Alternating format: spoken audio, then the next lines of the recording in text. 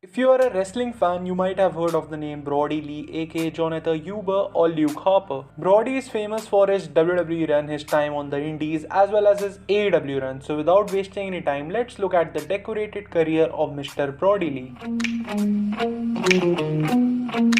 Brodie started his wrestling career back in 2003 and he used the name Huber Boy and was called Huber Boy 2 as his brother was called Huber Boy 1. This was also the time when Brodie wrestled under a mask. He started wrestling with the promotion Rochester Pro Wrestling. RPW was later renamed to NWA Upstate and then again to NWA New York. Brodie Lee won multiple championships at RPW. This list included the Heavyweight Championship on 3 separate occasions, the Tag Team Championship once and the Television Championship once. Brodie wrestled for this promotion for 3 long years and quickly became famous amongst fans.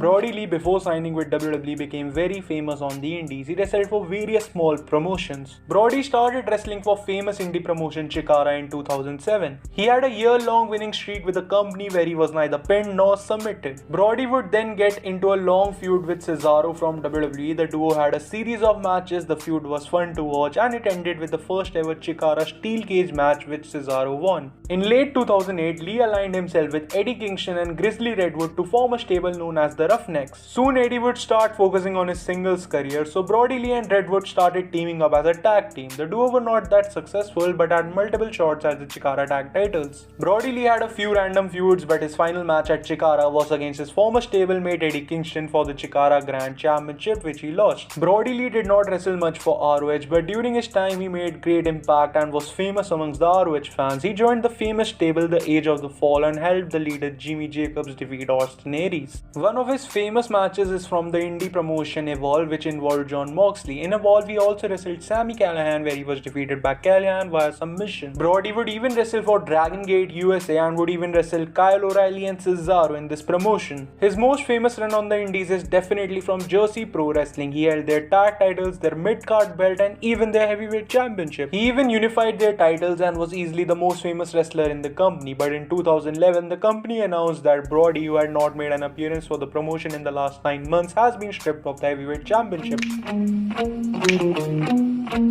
Luke Harper signed his WWE contract in 2012 and was sent to the developmental brand FCW, which was later rebranded as NXT. Harper debuted as the first member of the Wyatt family. He was later joined by Eric Rowan and the duo started to compete as a tag team. The duo were quite successful and they became the NXT Tag Team Champions really quick. The Wyatt family was soon drafted to Raw. The Wyatt family had various feuds where Harper would help Brave in matches and would also get involved in some tag action with his partner Eric Rowan. The Wyatt family was soon dissolved and in 2015 he joined Team Authority and focused on his singles career. He, with the help of Seth Rollins, defeated Dolph Ziggler and became the IC champion for the first time in his career. He was involved in the iconic Team Cena vs Authority match representing Team Authority, but his team lost, due to which he had to defend his title against Dean Ambrose, where he won. He would drop the title to Dolph Ziggler in a tables, ladders and chairs match which ended his reign at 27 days. Harper would then reunite with Bray Wyatt. He helped Bray to win a match against Roman Reigns. He was soon joined by Braun Strowman and Eric Rowan, and the Wyatt family would feud with multiple superstars which included the Brothers of Destruction as well as Team ECW. Harper then suffered an injury which kept him out of action for days. It was after 6 months when he again returned and helped Bray Wyatt to defeat Randy Orton. Randy then joined the Wyatt family and with Bray he became the SmackDown Tag Team Champion. This also made Harper the champion under the Freebird rule, as Harper was also a member of the Wyatt family. Harper and Orton would lose the titles to the American Alphas, due to which there were tensions between Harper and Orton. Harper and Orton continued having problems with each other, leading to a match between the two on SmackDown where Orton was victorious. After the match, Wyatt attacked Harper with the sister Abigail, separating him from the group. On an episode of SmackDown, Harper returned to television where he was once again aligned with Eric Rowan. The duo were dubbed as the Bulgian Brothers, where his ring name was shortened to Harper. The Bulgian Brothers defeated New Day and the Usos at WrestleMania to become the SmackDown Tag Team Champions. They would drop their titles to New Day in a no disqualification match which ended their reign at 135 days.